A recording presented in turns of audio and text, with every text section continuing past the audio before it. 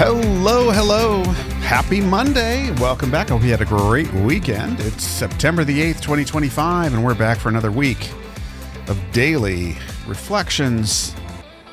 What I call verbal vitamins.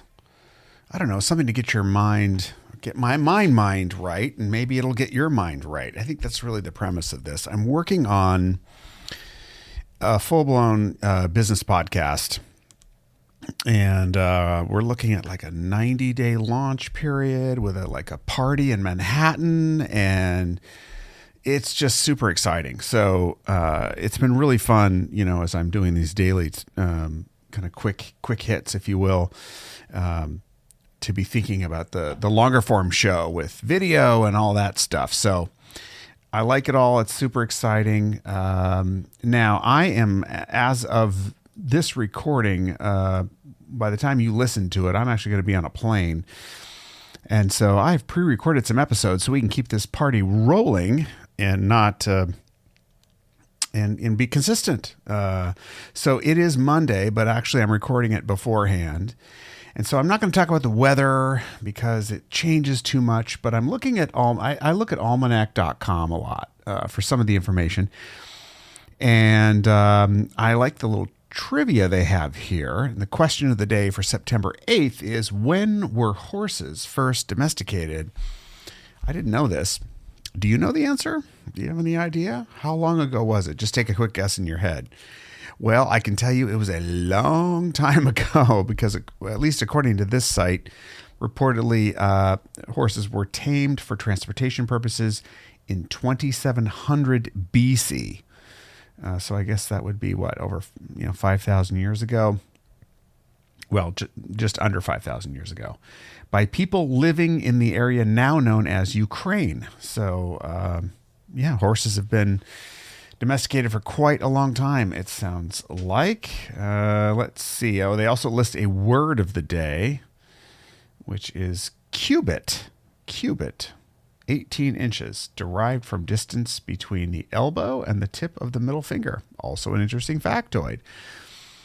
And interesting birthdays today. There are a bunch of them, but the one that I'll mention is Pink, the singer Pink, born this day in 1979. So good for Pink. Happy birthday to you. And finally, in our trivia bonanza here, the original Star Trek series debuted on television this day in 1966. And it's amazing what that show has done all these years.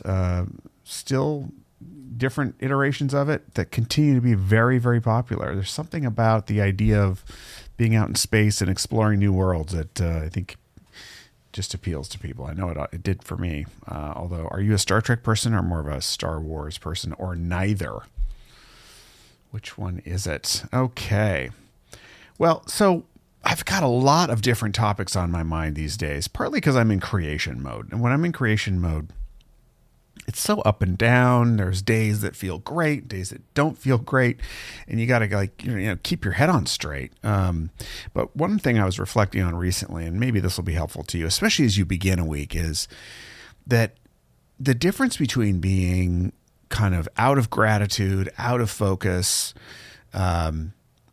focused on the negative and not the positive, being in a growth mindset or not a growth mindset. The difference for me many, many times is a very, very small thing. And I'll give you an example. So recently I realized I was in a very foul mood and not able to kind of think creatively and open up and do this creative project that I needed to do. And I had a bunch of tasks, including, I have to do this for my accountant. I have to, code my credit card statement for, the business expenses. And I had some financial accounting to do, and I hate doing it. I mean, I just really hate doing it. And so I just hunkered down and did it. And as soon as I was finished, with it, I was in a completely different mood. I was open. I was creative. So the thing that I've been thinking about is just how oftentimes I will think that I'm not in the right space to do something, whatever. But the blockage is literally one small thing that I need to get done. And we'll just call it cleaning your desk, So whatever that means for you, what is the clean my desk task that isn't procrastination? It's the opposite. It's getting it out of my way so my brain can relax about the fear around that, that the timeline that's coming up, the financial fear, whatever it is, put that to bed and then allow myself to get into creative mode. Because I've seen that happen multiple times, and it seems to be a bit of a pattern. So whenever that happens, I like to remind myself, oh, wait a minute, you've been here before. You just need to take care of it, and things will get better. So what is that for you? What is cleaning the desk for you that opens things up? And once you do, you're able to move forward. And I'm going to try and remember that, every single day, especially in the next few months as I'm developing out this show, that if I'm not in the mood for creativity, to do something small. It doesn't have to be big. If I think it's big, then I gave it way too much weight and it holds me back. All right. So I hope that helps you with today and this week. Drop me a note in the comments on Substack and let me know what you're enjoying about it, about the podcast, what it's helped you with.